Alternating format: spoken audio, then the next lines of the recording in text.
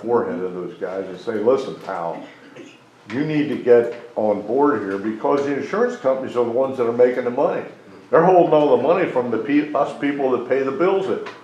So, you know, you're getting, you know what, I'm not gonna say it on public record, And but. that's gonna be part of our conversation. Yes, Yeah. absolutely. We already talked about that, you Yes. know, when I met with you guys, and, you know, maybe we need to go higher up and Right. make things happen. Yeah. You know, and there's power in numbers, and, you know, we're gonna start here with our township, you know, with you three, and just like you said, we're gonna get our act together, and then we're gonna go out further, you know, and, you know, hopefully pull in the other municipalities to stand behind us, and let's help get this done. Yeah.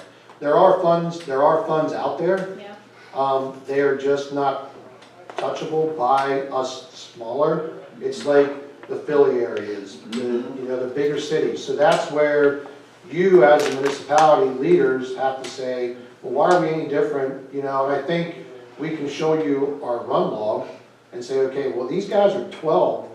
You know, they're 12th in the county. You know, where's that justified? You know, so, and we'll walk alongside of you guys, but it's like, we've done everything that we can do. You know, we started memberships, you know, all of our EMS are members of, they have to be members of the fire department, whether they're paid or not, so they help with fund drives, you know, we have paid personnel come and help with fund drives, you know, we're all, so, yeah, so it's, Thanks for coming to the meeting. thank you. Thank you for your time. Yes. Let me ask a stupid question. Why don't you tell Jim Kinback, why don't you tell him what the audible information is that you're requiring of him? which we have, and they are very diligently working, they've come a long way. And he is absolutely correct, I have not supplied them with the account numbers yet. They know what items I'm looking for, and they know what needs to be separated out and have to separate Just it out. seems like I there's do have to apply you a set of numbers. but Awful you- lot of you chatter gentlemen for already something that started should be to, answered. so. I'm Well, sorry, good, yeah. what was it? I'm sorry, I couldn't It hear. seems like there was an awful lot of chatter here about asking him for this information when I guess he wasn't told what it was. We gave them what we knew, Right. it just wasn't how they intermixed, how they can get their audit, so I can't give you if I don't know. That's what I'm saying. So, So communication is much better now, Jim. Good. They have that now. Yeah, Good. communication's better now. No, we do not have Well, that. we still don't have We the- do not have that. That's what I'm asking. Yeah, That's what I'm But asking. however, that was requested last year, so I as long as you don't supply us with that information You into know what I mean. 2020, you don't have to pay us the You just 96. don't So have that was numbers. conveniently bypassed. I'll be thrown under the bus somewhat, but not full. I'm not, it's only one wheel. I'd just like to make one comment. Yes. I'm starting my 10th year as treasurer of the Reamstown Fire Company. The numbers for the EMS service and the fire service have been kept separate for the whole 10 years. They're available, and I have supplied numbers to Jeff, to present to you. I don't know how many times last year. I did a half year, I did it 9 months, I did 11 months. You know, I do not use a computer. I'm too damn old. You're not too damn old. I am. And if I had any sense, I'd step aside. I'm glad you don't. I'm glad But you don't. Thank you. I like to work with numbers. But at one point it was suggested that we separate the EMS operation from the fire operation. The numbers are kept separate on my ledger sheets. And to get audited numbers, our tax return won't be done till after April 15th of this year. They don't want to, our accountant doesn't want to see us till after April 15th because nonprofits don't have to have them in. So having audited numbers, that's a new wrinkle. That's the first I heard it tonight. That's not a new wrinkle, and we've supplied them. They have 16, 17, 18, and I believe partial. Yeah. They requested 4 years of auditable records, and they have been supplied them. And they were supplied back already in October, I believe. And I worked very hard. My book's balanced. Yeah, Yes. yeah, my hat's off to you and your ledgers. You have done, I've seen them personally, and they are impeccable. you know, they are not to the detail that, you know, we discussed, you know, and how I think would be a benefit to them, and that's where going computerized would help. But my hat's off to you, sir. I have seen your books and your ledgers, and you do an excellent job. Thank you. I work very hard. And it shows.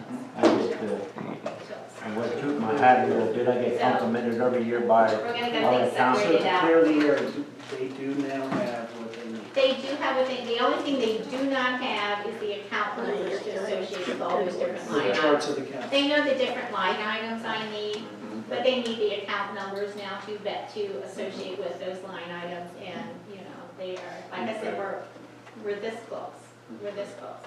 Both sides have made leaps and bounds, and, thank both Jeff and Scott for working with me to. So we will be able to get the funds this year.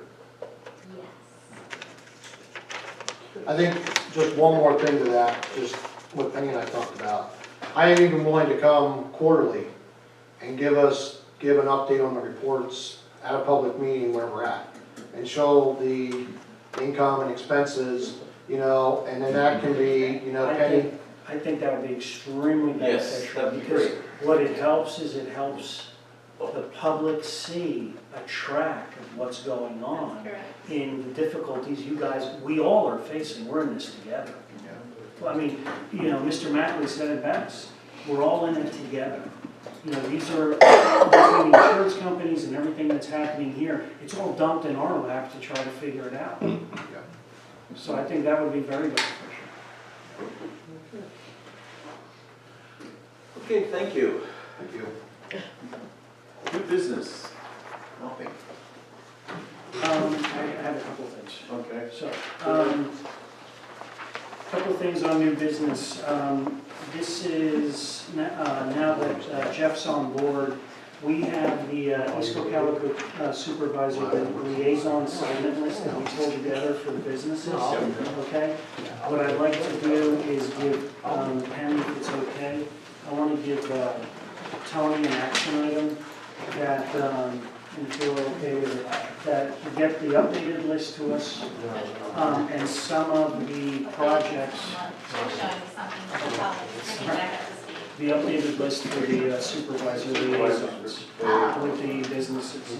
So get an updated list there, so you can take a look at that and get the ones from Mr. Mackley signed over, and put a fresh set of eyes on it. I think that would be helpful. Okay? So that I have that one. The other question that I have is, as we're moving forward with some of the improvements in the township and everything, I'm gonna get this wrong, Tony, correct me. Is it called the Pork Chop Island, or that island area over where 272 and the entrance off of Colonel Howard Boulevard is? It would be a raised curved pork chop shape or triangular shaped island at the intersection. There are two of them, one smaller than the other. Who's responsible for that area, and who actually, let's say, owns it? Technically, everything PennDOT owns it because they've incorporated some of the crosswalk frequency and stuff a few years back. When Mr. Russell was here, that was coordinated through that.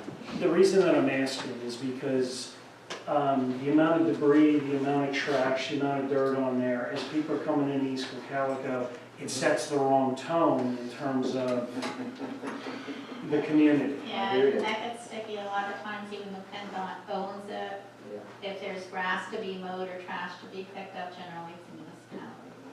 Okay, that's something I'm asking that you kind of start thinking about and take. I can make a few more phone calls and try and get some more definitive answer on. Number one, we kind of figure out who owns it, but would they allow something to be done there? One of the reasons we have the median on Colonel Howard Boulevard in red stone is so that there isn't a maintenance issue with grass and weeds and all that, so. So what, there's a lot of trash on it. Yeah, there tends to be a lot of debris and trash. It just it sets the wrong tone when people in the community. I think the roadman's been verified how many times the sign's been hit on that porch. Not constantly. All right, so Yeah. can you find out? And then we can discuss it more, but I'm just trying to understand who's responsible for that, if there's cleanup of debris, or if anything else is done with that in terms of an improvement, who's responsible? I have a couple of contacts in my house, so Mike Forrester, who's been in the area for many years, he's a good guy. I'll go with Mike and see if he can point us in that direction. Okay. Okay, thank you, yeah, that's what I. Thank you. While we're looking at new business, Mhm. can we back up a few steps? We have Chris here yet. In our recent MS4 meeting, we talked about the developments in the township that need stormwater pipes being looked at, evaluated and such.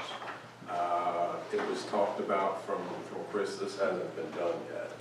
And to do it effectively, well, I'll pass it over to you, but I guess the pipes need to be cambered and evaluated. I think we should get an I&I program in place. According to a grant that's out there, one of the areas that could be incorporated would be Reamstown Heights, which is basically from Kema down to Sunoco. That whole development there would be in this footprint for the grant. Also, part of North Reamstown and part of South Reamstown could be incorporated. I basically did Stonecrest, North Reamstown, South Reamstown, and that development. And I'm roughly at about 12,000 linear feet of pipe. I personally don't know how much this is going to cost. This is something new. I reached out to 5 I&I companies. Some of the I&Is strictly just scope. So if they scope it and they hit something like, let's say half the pipe's still closed and they can't get their camera through, they pull it out, move, drop it back in and go. They don't clean the pipe. Thus, you'd have to get a second vendor to do that. Some of them basically have the feature of, hey, they hit this spot, they'll pull their camera out, they can flush it or vacuum that area, put the camera right back in and go. Whole time imaging what you're doing. Same with those 2 companies, they might not offer the pipeline. Let's say we find a pothole or something on one of the sides of the pipes. Maybe one of those 2 companies don't even fix it, so you're looking at another vendor to come in. 2 out of the 5 I checked basically have all them services. They're probably going to be more expensive though. One company charges hourly, one company charges by the feet, one company charges by the day. So far out of the 3 out of the 5 that I talked to, we're looking at a price range of $10,000 to $20,000. It's on what you decide how you want to approach it. You want to take a company that's going to be able to, they have their camera and they find a partial blockage, have them suck it, blow it clean right away. Or do you have the company that pulls out, moves, drops the camera and continues, knowing that we have to get somebody in then to take care of that issue again. So like I said, I came up to roughly almost 12,000. Of the 12,000 feet of pipe, I have 7,000 that's corrugated metal. There's your issue. Once that metal goes, where you're gonna look at totally destroying the curb line, all the infrastructure in the road, the gas, the water, the sewer, we'd have to try and dig around. Where if you have a company, there's all kinds of stuff that can be done. They can line the pipes down and stuff. It's probably, I'm sure it's costly. I haven't gotten a price for that yet because we don't know what's out there that's damaged. I mean, it could be a minimal amount of that 5,000 feet of pipe that needs to be, or 7,000 that needs to be done. But it's something that was never done. And out of the 12,000, you have 7,000 of it that's never. Most of this pipe's been in the ground 40, 50 years. Exactly. Yeah. Deterioration occurs. I mean, we had, and there again, like North Reamstown Road, I don't have the number offhand for what North Reamstown is, but if you can recall, all the sidewalk was redone from the square up to, let's say, Bunker Hill. When that was redone, all the pipe running along with the road was replaced, and that was metal, it was replaced with poly. There's only 2 pipes, and would be the one up towards Bunker Hill, where it crosses over the road and dumps down towards the church on Bunker Hill, and the one down below the funeral home that crosses the road and goes along the funeral home parking lot down towards the creek. Those are both still corrugated metal. So if we were to get a company in to actually line the pipes, even though the majority of that system is poly, you have 2 cross pipes, which for us to dig up on North Reamstown Road would be a hassle. I'd recommend that we poly or line certain pipes, even though it might not be an issue that we could do that work, but we're gonna create a disturbance if we put a backhoe out there, close the road and start digging the pipe up. Just slow traffic down. Yes, and I think the point of my comment was we need to gather some information Yeah. here. Because this Before this stuff actually starts just falling apart. Yeah. is that Supervisor corrugated, Mitchell. it's at end of life. It's Well, probably past end of life in a We're lot of getting there spots. for sure. We need to gather this. So So- maybe till next meeting you can, I can keep working on this, and basically I need to bring Brandon on this because our system ties into PennDOT's system, and our system actually goes through private property in areas. I mean, there we have to find out, do we have the easement? Is it ours? Do we have the right to go onto somebody's property to repair that? Or, according to how everything was drawn up, is it that homeowner's responsibility? So, I mean, there's a lot of research that has to go in to find out what is actually ours. yes, sir. It's Ralph, Ralph Buckles.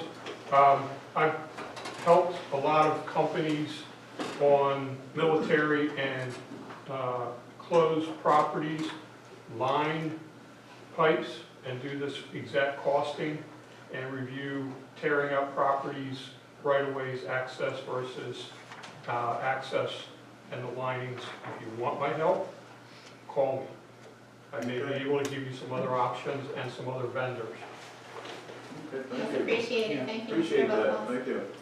So, yeah, as Supervisor Mitchell alluded to, infrastructure is very important. A lot of times that is what gets kicked down the road, using RC's terminology there.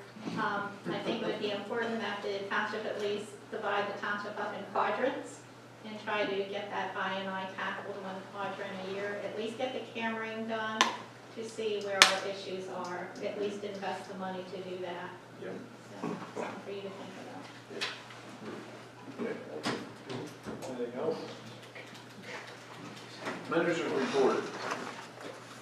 Well, you gentlemen know I've been reporting to you on a daily basis now, so it's been working Thank out you. very well for Thank you me. for that. I like that. So, everything's nice and fresh in my head, and I just keep an email open, and as I finish something, I jot down what I do. So the only thing I have on here is before you is at the Cocalico leaders meeting, Denver talked about they are mapping their entire township, and you have before you their agenda and their schedule. I don't know that I'm going to attend all these meetings, but I will attend this first kickoff meeting, because they did say they want the input from the surrounding municipalities as far as hooking up trails and so on and so forth. I don't know that we have any hooked up, but I will attend that kickoff meeting, which is Tuesday, February 25th, at 7 o'clock, I believe. Yes. So I will attend that. May I comment? Yes, sir. You do have hookups between the borough and the township, Okay, specifically along the Horseshoe Trail. perfect. That's behind your property. Yeah,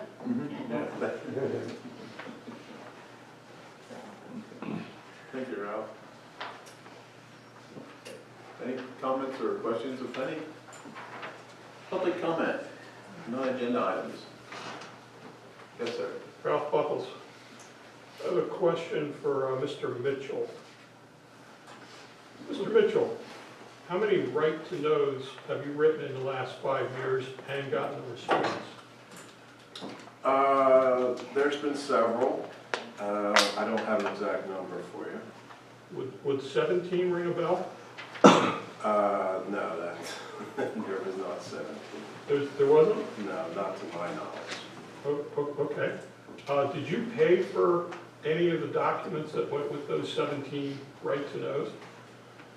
Oh, you're taxing my memory because there hasn't been any of that done in years. I think I did pay for some extra copies, some sheets that were done. So that included all the financials that you asked for over the last couple of years, all the backup, things of that nature, at 25 cents a copy? There again, you're hitting me with something I'm not aware of. Like I said, it's been years since I put any right to knows that. I think I know where this is going to. Let me bring the board up to speed. Mr. Buckles has a right to know request in. He is asking for 5 years worth of information. He wants to know any and all funding requests by, for the Reamstown Fire Company. Any and all funding is just what it says, any and all funding requests.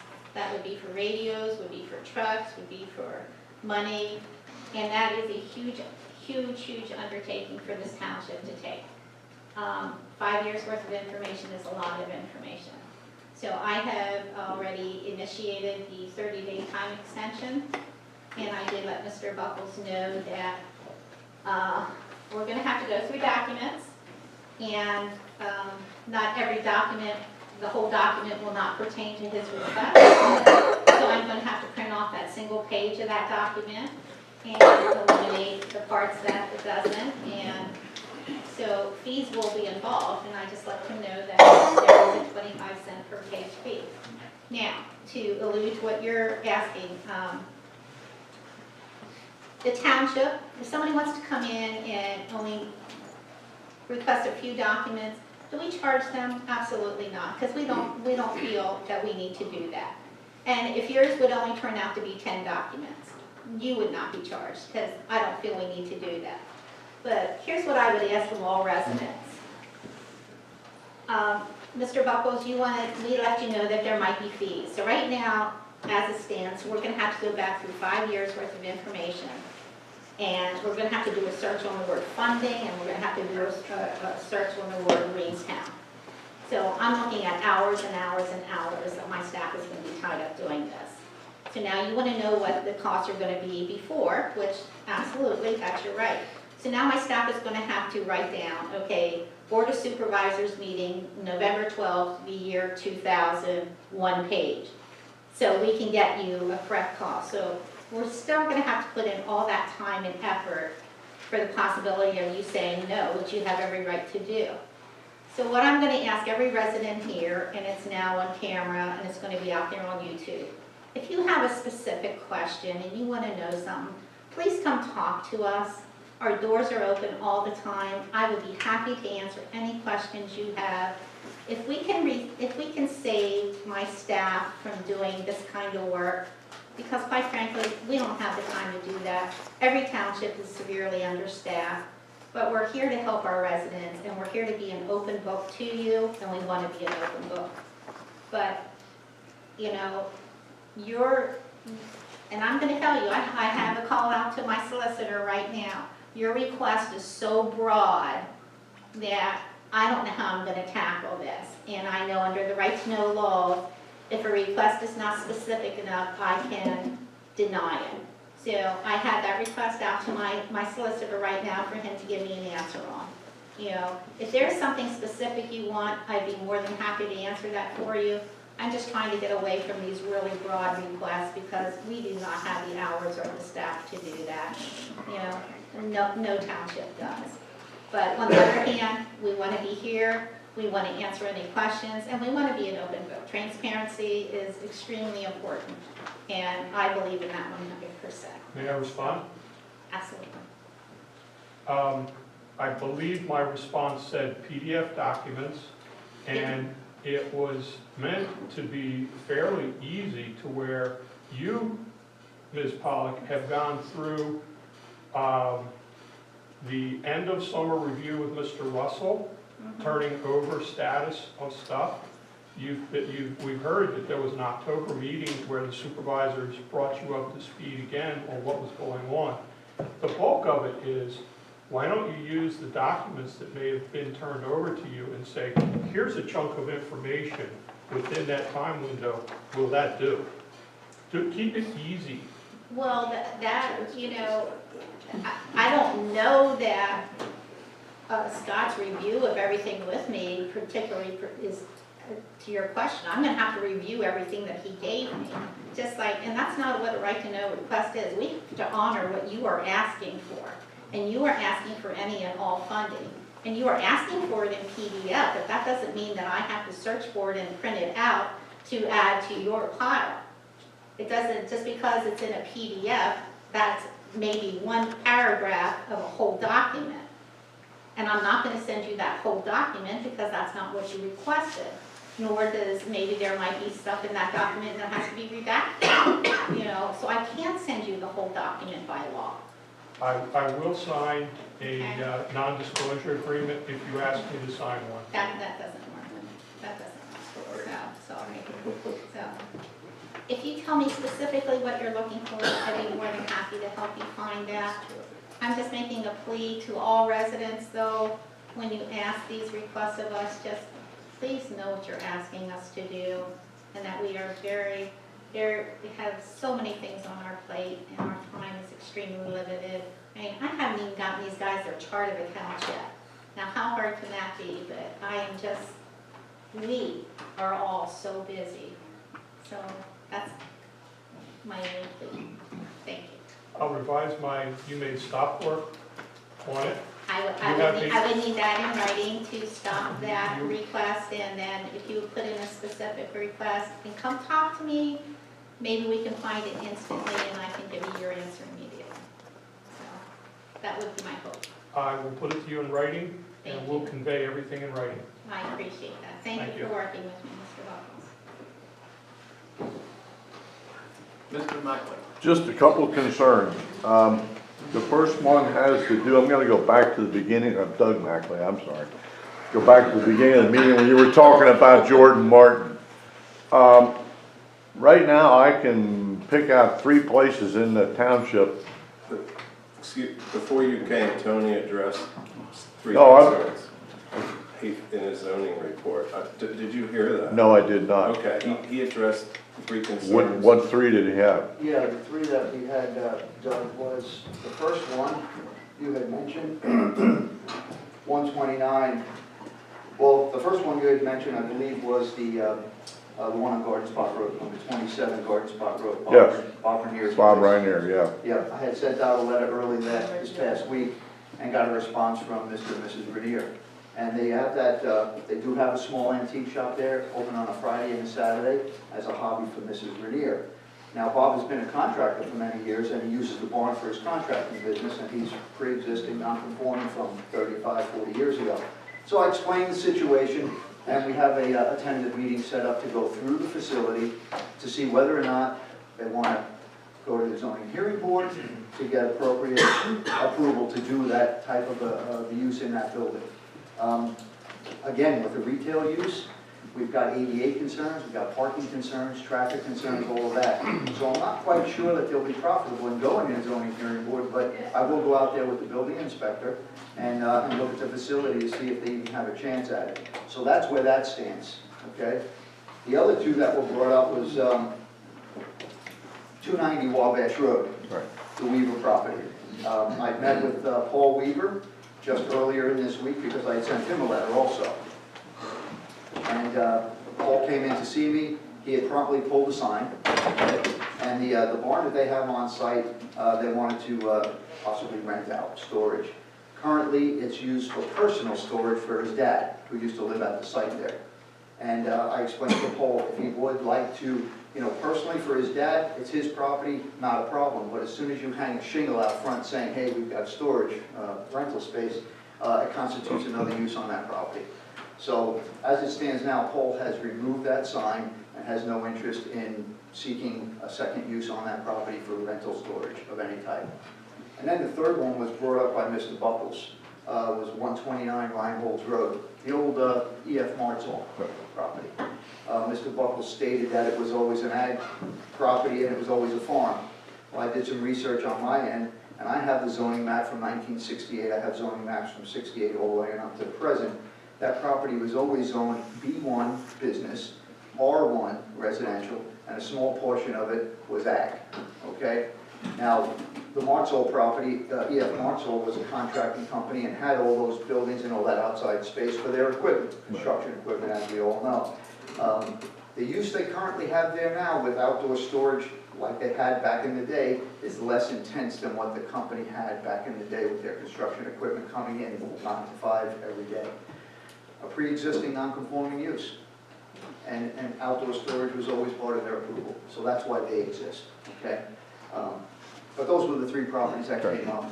The other item was a question by Mr. Hartgraff, we went through that. He had said the false alarm violations were always given to the fire companies. I had a meeting with the financial administrator, and she said, no, that was never the case. It was always a separate line item in the budget that those false alarm monies would go there. And those were the four items I addressed in the beginning. Okay, well, thank you, Jeff, thank you, Tony, I appreciate it, I'm sorry I didn't.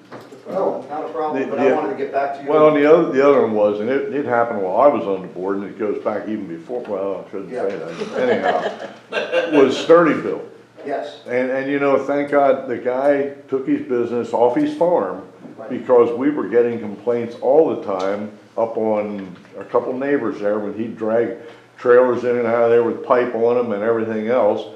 And he started making these fence things there. Now he saw fit to move into another facility. He's a real asset to the community right now. Absolutely. You know, I feel very strongly about Jordan, you know, I mean, I don't know the gentleman, but it's just, there's so many instances in the township where we've allowed it in the past, and he wants to do dead storage. And it's not like there's gonna be people in and out there. That's all I wanna say. Mr. Mackley, it certainly makes sense, and is no bigger proponent of keeping our business, our local businesses current in this township than you or I. I mean, we've always seen eye to eye on that. Mr. Jordan was given three options in a brief pre-planning meeting we had with his solicitor, with his lawyer there. Number one, come before the zoning hearing board to ask for permission, a variance, to have that type of use on his property, because it is zone general commercial, not ag. Number two, go through the full land development process to have an additional business on that property. As you know, land development in the general commercial zone constitutes curb, sidewalk, and everything else that goes with it. A very big financial hardship. And number three, which was what his lawyer had advised him to do, come to the Board of Supervisors and throw a text amendment in their lap. So that's how we came to where we are. Yeah. And at the last meeting, Brent and myself kind of caught a little off guard, because it's not up to us to defend an applicant's request, you know what I mean? So luckily, his lawyer came today with Mr. and Mrs. Martin and greatly clarified the situation, and correct me if I'm wrong. These board members have much more information on that project, so now they could possibly make an educated decision on it in the future. Yep. And that's where we stand. And I thought he did the right thing.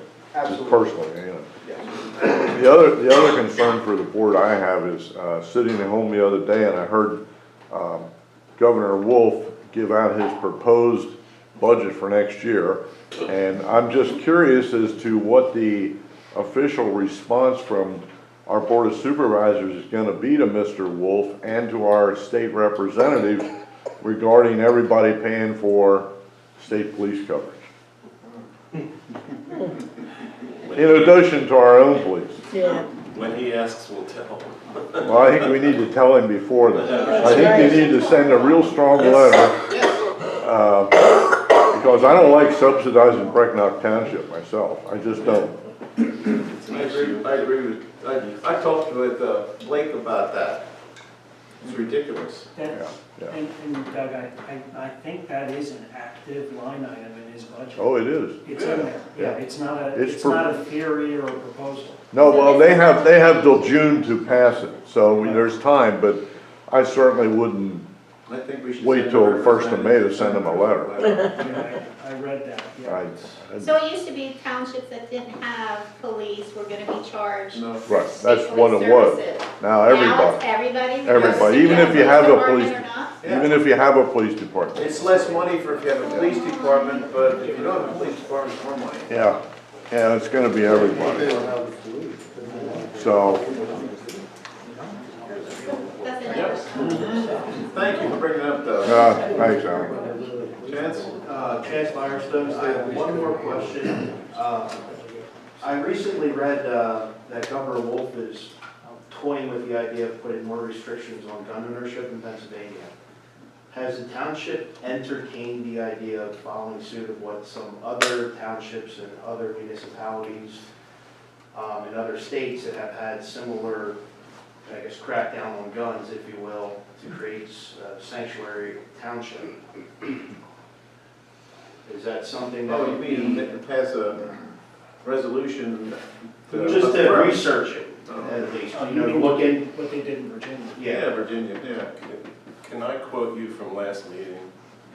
Don't we have enough on our plate? Looking for more. Yeah. I thought we had a constitution. I think there are a lot of gun owners in this township, and I think that actually helps keep the township safe. Can't always- Yes, I agree. I don't argue that at all. So just something I'm asking if the board has ever considered it or would consider at least looking into the possibility of. No, we'll look into it. We'll look into anything. Just allow him to be better research. I think it'd be good if you sent a letter Get to your over congressman bronchitis. too.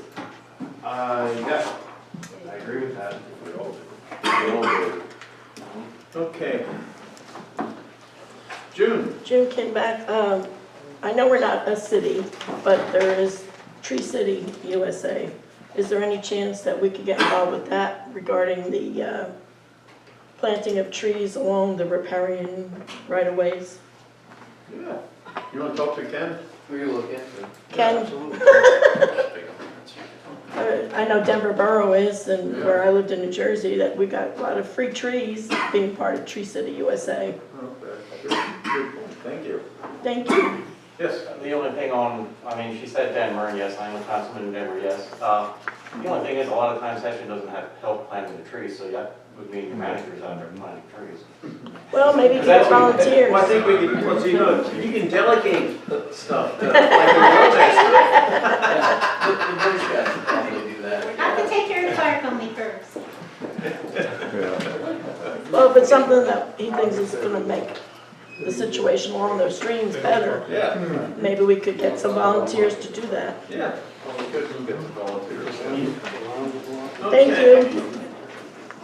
I'm gonna recess the meeting now, we're gonna go executive session. We may come back and do something after the meeting, so, thank you, everybody. Come